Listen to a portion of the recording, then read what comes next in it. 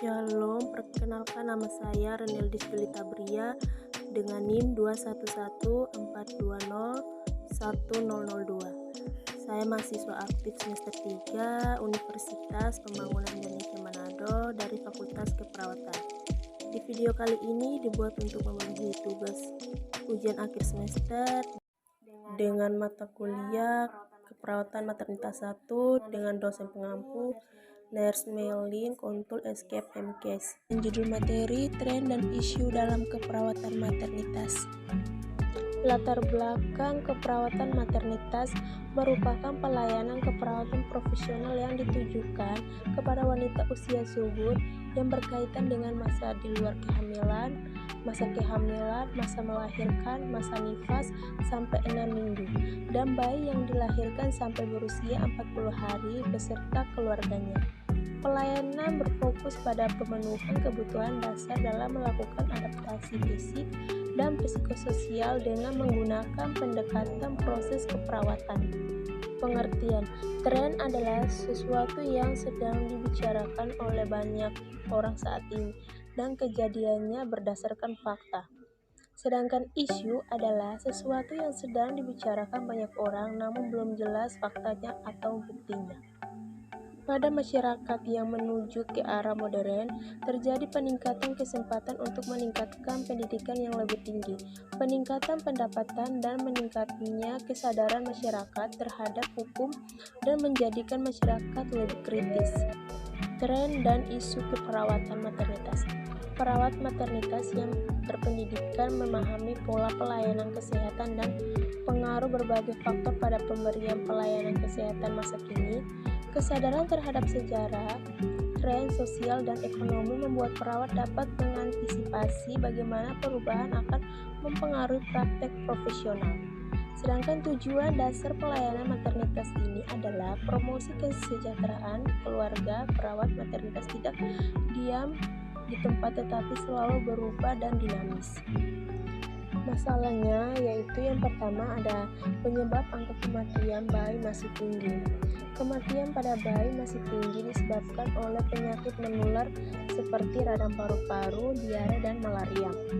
Penyakit yang merenggut paling banyak korban jiwa adalah radang paru-paru, yaitu 18% atau sebanyak 1,58 juta anak. Sedangkan diare 15% atau sebanyak 1,34 juta, dan malaria 8% atau sebanyak 0,73 juta anak. Yang kedua, penyebab angka kelahiran bayi masih tinggi.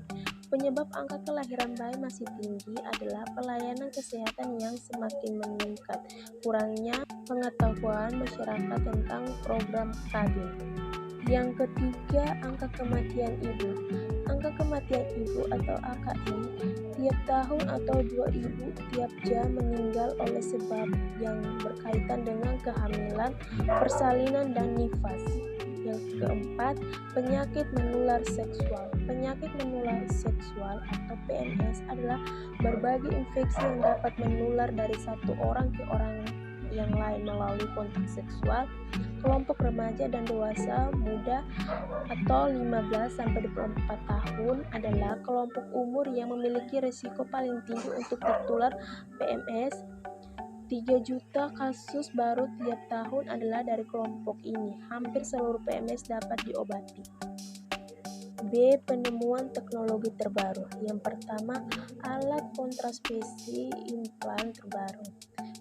UGM berhasil menemukan alat kontrasepsi implan atau susu KB generasi ketiga yang dinamakan Gesplan.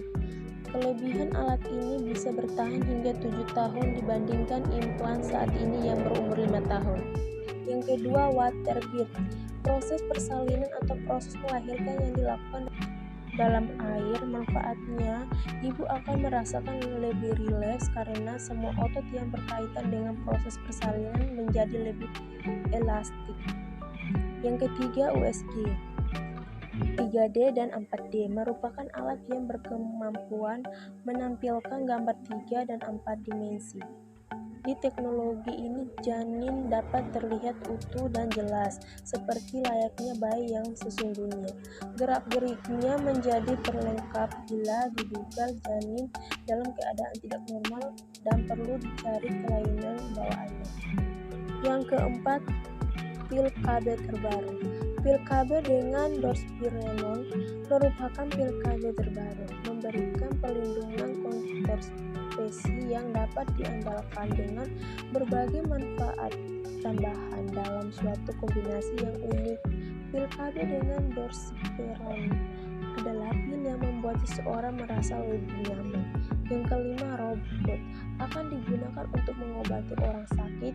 Diagnostik ini robot akan menggunakan penelitian global untuk memberikan pendapat ahli. Beberapa dokter yang akan berani untuk diabaikan. C. Peran perawat maternitas memberikan pelayanan kepada perempuan di klinik dan praktik dokter serta mengajar kelas-kelas untuk membantu keluarga mempersiapkan persalinan.